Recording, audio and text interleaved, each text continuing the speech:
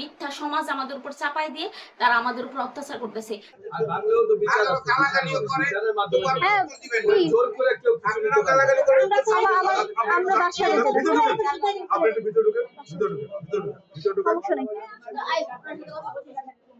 শোনেন, মঞ্জু আমার ভাই হোক আর বাপ হোক, হোক কাগজ ছাড়া কোনো কথা হবে না। শোনেন, আমি আসতেছি, আমার কথা শুনেন। আমার কথা যেটা বলতেছি শুনো না। কথা শুনেন, মঞ্জু 1000 টাকা দিচ্ছে, আপনারা দেন। আমার কথা শুনেন আগে। আপনারা ওই দারোগারে আমরা কোথেকে দিব? আমাদের কাছে কোনো টাকা নেই।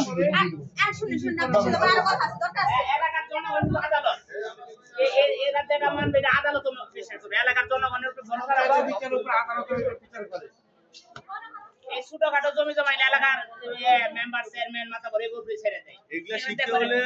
আমার সিসি ক্যামেরা ভাঙছে, আমাদের গায়ে মারলো, সেগুলা কোনো কিছু দেখতেছেন না, দেখতেছেন খালি আমার ইয়া এরকম মাইসের তাসালি করে খামু না।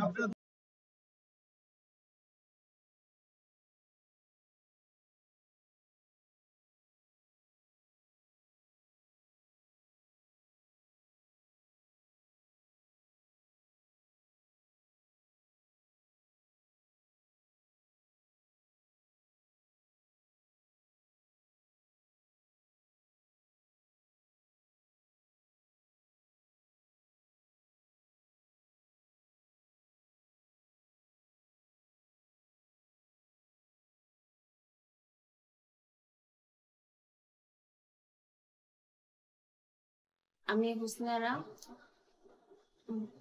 আমি আমি হচ্ছে একটা আমার প্রতি আমার পরিবারের প্রতি হয়ে যাওয়া একটা মানে অত্যাচারের বিবরণ দেওয়ার জন্য এখানে আমি মানে এখানে আসছি। তো আমি যে আমাদের যে বসত বাড়িটা, এটাতে আমি, আমার মা এবং আমার বোন, আমরা 3 বোন সহ আমার বাবার সহ আমরা শান্তিপূর্ণভাবে বসবাস করতেছি। এই বাড়িটা আমার বাবার নামে ছিল। আমার বাবা যখন দেখছে তার ভাইরা মানে বাহিরের সন্ত্রাসীদের সাথে মানে মিশে আমার বাবার উপর অত্যাচার করে, আমার বাবাকে নানানভাবে হেনস্থা করে, নানাভাবে মারধর করে, তখন আমার বাবা নিজে বুঝতে পারে যে আমার ফ্যামিলি বা আমার ওয়াইফ, আমার সন্তান আমার ভাইদের কাছে সেফ না। এটা বুঝতে পারার পরে আমার বাবার সম্পত্তিটা হেবা করে এবং আমার বাবার নামে বরাদ্দ হয়। প্রথমে এই বাড়িটা আমার বাবার নামে বরাদ্দ হয়, বরাদ্দ হওয়ার পর আমার বাবার নামে রেজিস্ট্রি হয়, রেজিস্ট্রি হওয়ার পরে আমার বাবার নামে নামজারি হয়, নামজারি হওয়ার পর আমার বাবা হাউজিং এর কাছে দাবি করে যে আমি এটা আমার ওয়াইফকে হেবা করতে চাই। এবং আমার বাবাকে হাউজিং যখন অনুমতি দেয়, হ্যাঁ আপনি আপনার ওয়াইফকে হেবা করতে পারেন, তখন আমার বাবা আমার বাবার ওয়াইফকে হেবা করে দেয়, আমার মাকে হেবা করে দেয়। তো আমার মাকে হেবা করে দেওয়ার পর আমার মা হচ্ছে, আমরা তখন ছোট ছিলাম দেখে আমাদের নামে দিতে পারে নাই। এখন এলাকার কিছু সন্ত্রাসী এবং আমার চাচারা, আমার চাচা বলতে আমার ছোট চাচা, এলাকার কিছু সন্ত্রাসী নিয়ে 4 তারিখে আমাদের বাসার ভিতর হামলা করে, বাসার ভিতর হামলা করে আমাদের সমস্ত জানলা, সিসিটিভি ক্যামেরা সমস্ত কিছু ভাঙিয়ে নিয়ে যায়। আমাদের সাথে যে স্বর্ণগুলা ছিল, আমার মায়ের কান ছিঁড়ে তারপর আমার মায়ের কানের দুল নিয়ে গেছে। আমার মাকে অনেক আমার মার গায়ে প্রচন্ড ভাবে আঘাত করছে, বিভিন্ন জায়গায় বিভিন্ন ভাবে আঘাত করছে।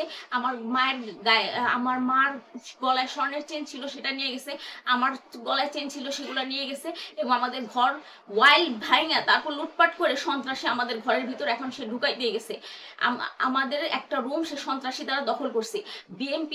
বিএনপি সেক্রেটারি এবং বিএনপি নেতা হিসেবে পরিচয় দিয়ে আমাদের উপরে 4 তারিখ অকথ্য জুলুম অত্যাচার করে গেছে। ওনারা অকথ্য জুলুম অত্যাচার করে গেছে এবং তারা বলতেছে আমরা আর্মিদের কাছে বিচারের জন্য গেছিলাম, সেখানে বিচার হয়েছে।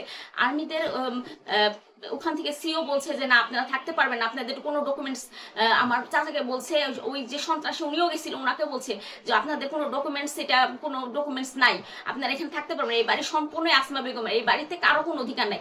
কিন্তু তারা সেটা মানে না, তারা বলে হ্যাঁ সব ডকুমেন্টস তার, বাড়ি তার, খাজনা সে পরিশোধ করে, সমস্ত কিছু সে করে, বাট সে সমাজের বাইরে থাকতে পারবে না।